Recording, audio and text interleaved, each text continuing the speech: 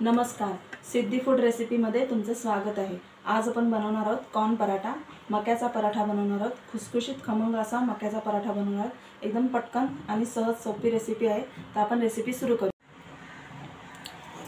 मक्याचे पराठे करणार आहोत आपण। मक्याचे दाणे घेतलेले तिथे उकडून घेतलेले आहेत। 1 वाटी मक्याचे दाणे इथे हे आता आपण मिक्सरला पहिले वाटून घेऊया।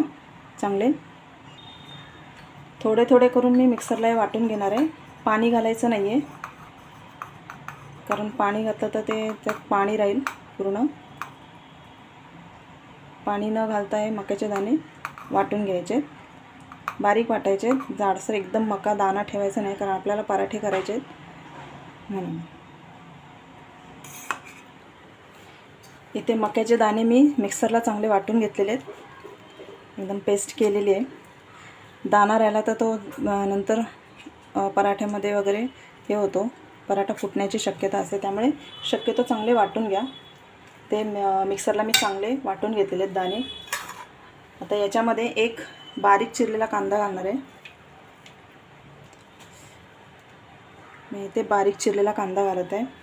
लसूण घालत आहे, थोडीशी किसून घेतलेली मी लसूण। आला घालत आहे, आला पण किसून घेतलेला आहे। एक हिरवी मिरची आहे, तुम्हाला पाहिजे तेवढी तुम्ही घालू शकता, मी एकच घेतले। थोडीशी कोथिंबीर घालणार आहे। कोथिंबीर थोडी जास्त असेल तर चांगली आहे।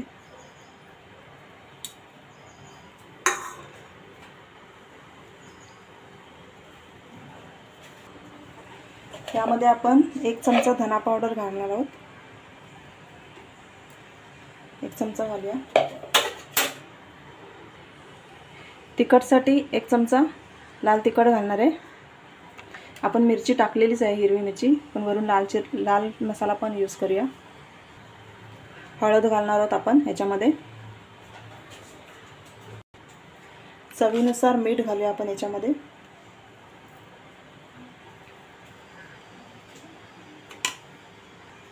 आता हे मिश्रण आहे, चांगलं मिक्स करून घेऊया सर्व।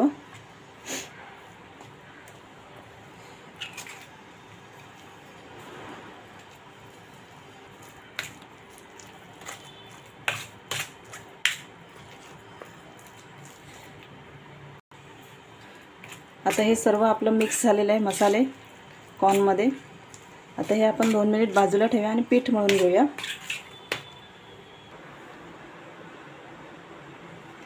इथे आपण एक परात घेतलेली आहे। परातीमध्ये मी 1 वाटी गव्हाचं पीठ घेणार आहे।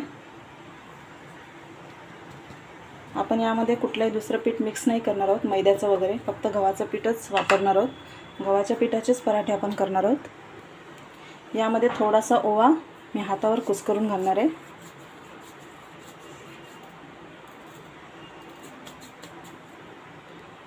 थोडंसं मीठ घालूया आपण याच्यामध्ये।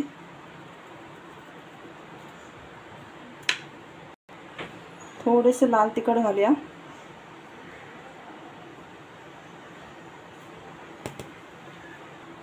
अगदी थोडीशी हळद घालूया आणि कोथिंबीर घालणार आहोत आपण।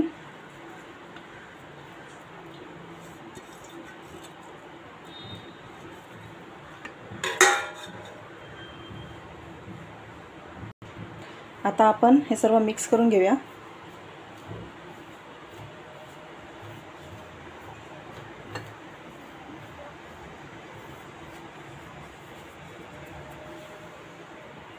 यामध्ये 2 चमचे तेल घालणार आहे मी।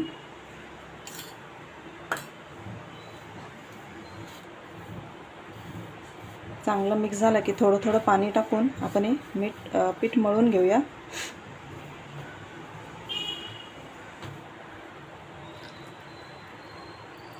जास्त पातळ असं पीठ मळायचं नाही आहे आणि जास्त घट्ट पण पीठ मळायचं नाही आहे। जसं आपण चपातीसाठी मऊ पीठ मळतो तशा पद्धतीने पीठ मळायचं आहे।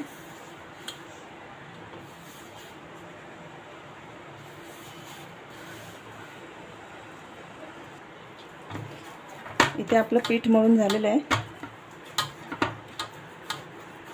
एकदम सॉफ्ट असं पीठ मळलेलं आहे, जसं आपण चपातीसाठी मळतो तशा पद्धतीने. थोडंसं तेल घालणार आहे वरून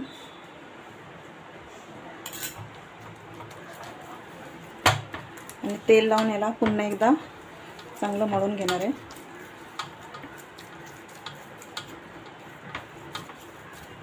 आणि हे 10 मिनटं आपण असंच बाजूला ठेवून देणार आहोत झाकण मारून. 10 मिनटानंतर आपण याचे पराठे लाटून घेणार आहोत. एकदम बारीक पातळ अशी चपाती लाटून घेणार आहोत. 10 मिनटं आपण याला साईडला ठेवून देऊया झाकण मारून.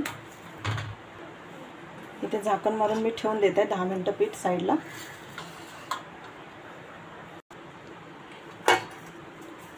10 मिनटं आपण पीठ तसंच साईडला ठेवलं होतं रेस्ट करायला. बघा एकदम सॉफ्ट झालेलं आहे. एकदा मळून घेऊया चांगलं.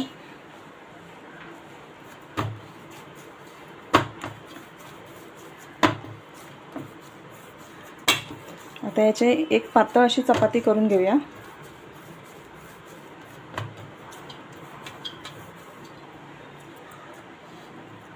गोळा घेऊया, जसं आपण चपातीला गोळा घेतो त्या पद्धतीने गोळा घेऊया आणि त्याची पातळ अशी चपाती लाटून घेऊया. पिठाचा गोळा करून घेतला आहे मी. याला सुक्या पिठामध्ये असं पूर्ण सुकं पीठ लावून घ्या त्याला.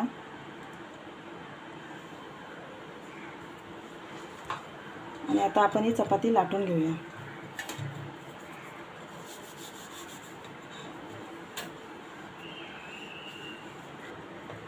इथे आपण चपाती लाटून घेतलेली आहे, पातळ अशी चपाती लाटलेली आहे. जशी आपण रोज करतो पोळ्या चपात्या तशा पद्धतीने चपाती लाटून घेतलेली आहे.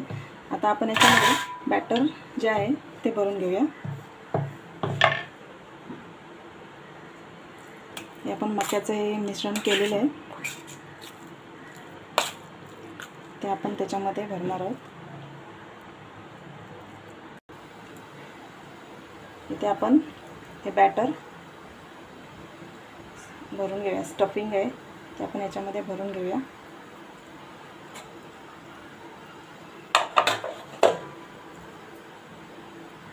आपण याला त्रिकोणी आकार देणार आहोत. आता आपण हे स्टफिंग भरलेलं आहे. आता आपण याला त्रिकोणी शेपमध्ये पोळीला हे करूया, जॉईन करूया.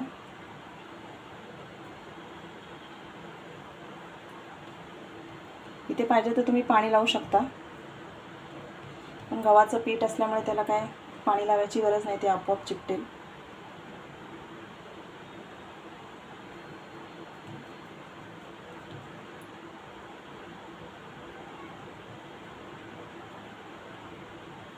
आपली ही आता एक पराठा तयार झालेला आहे, त्रिकोणी शेप दिलेला आहे आपण. आता याला आपण पॅनवर घालूया आणि फ्राय करून घेऊया, शेकून घेऊया. पॅनवर थोडंसं तेल लावणार आहे मी.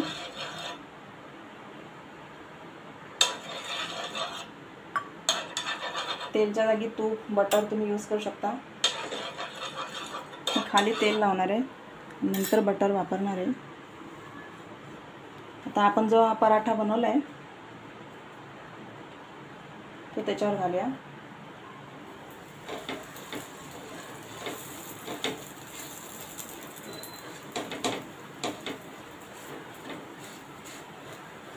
आता याला चांगलं खरपूस फ्राय करून घ्यायचं आहे. इथे मी बटर घालत आहे, साईडने बटर सोडत आहे. आपल्याला पराठा चांगला खरपूस पाहिजे म्हणून मी बटर लावत आहे त्याला. स्टार्टिंगला मी थोडंसं तेल लावलं तव्याला. आता एक साईडने आपण चांगला फ्राय करून घेऊया. आधी याला मीडियम गॅस ठेवला आहे, मीडियम गॅसवर मी पराठा शेकते. आता आपला एक साईडने पराठा आपण परतून घेऊया.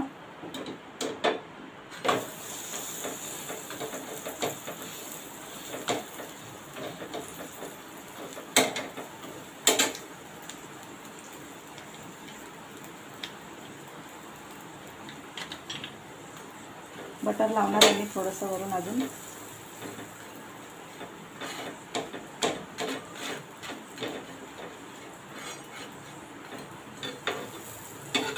जास्त फास्ट गॅस ठेवायचा नाही, मीडियम टू स्लो गॅसवर आपण हा पराठा चांगला शेकून घ्यायचा आहे. यामध्ये मी फक्त गव्हाचं पीठ वापरलेलं आहे, मैद्याचं पीठ वापरलेलं नाही आहे. मैद्याच्या पिठापेक्षा गव्हाच्या पिठामध्ये पराठा चांगला असतो, हेल्दी असतो. आता आपण हा चांगला शेकून घेऊया दोन्ही बाजूने.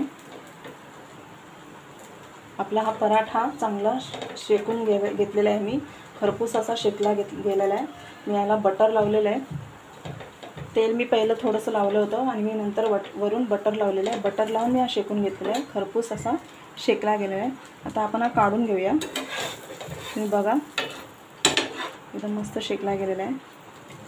त्याला थोडा वेळ द्यावा लागतो शेकण्यासाठी, कारण आपल्याला स्लो गॅसवर किंवा मीडियम गॅसवर हा शेकायचा असतो. आणि आतलं जे स्टफिंग आहे ते चांगलं शिजण्यासाठी, शेकण्यासाठी थोडा वेळ द्यावा लागतो. जसं आपण आलू पराठा वगैरे करतो त्याला पण थोडा वेळ द्यावा लागतो, त्याप्रमाणे याला पण थोडा वेळ द्यायचा, म्हणजे टेस्ट येते चांगला शेकला गेला की. आता मी याला काढत आहे.